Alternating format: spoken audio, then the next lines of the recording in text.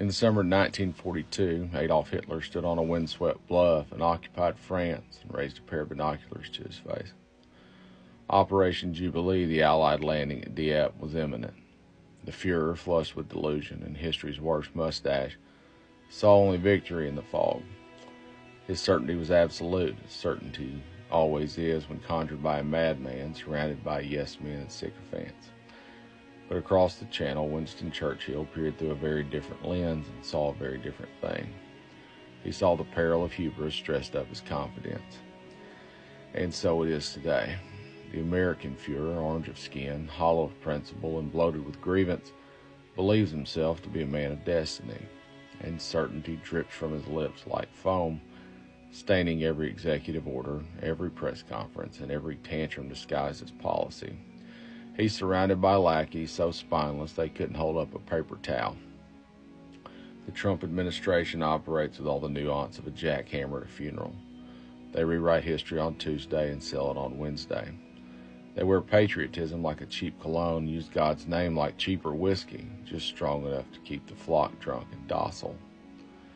But certainty, dear friend, is a hell of a drug. Just ask the bones of 1,000 failed empires. Ask Napoleon's frostbitten army.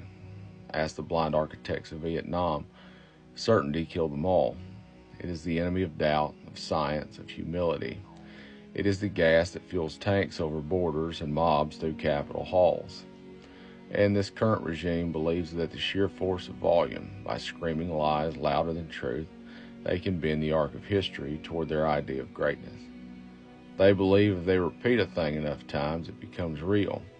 And that reality is just another campaign slogan waiting to be managed. The laws are guidelines, decency is optional, and that truth is treason if spoken by the wrong mouth. Well, to hell with that. This is the part where the rest of us, those cursed with conscience and memory, must become an unmovable force.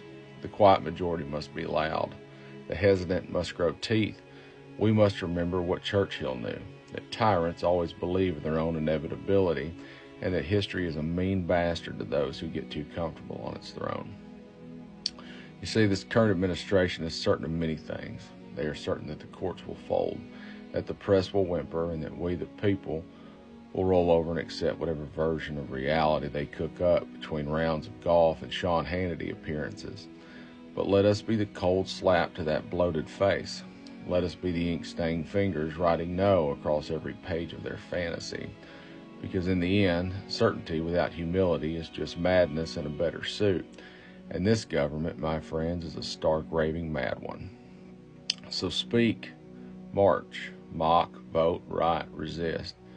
Be the static that drowns out their gospel of delusion. Because history, even butchered and bruised, has one constant rule. It eventually spits out the fools who thinks it can be bought or bullied.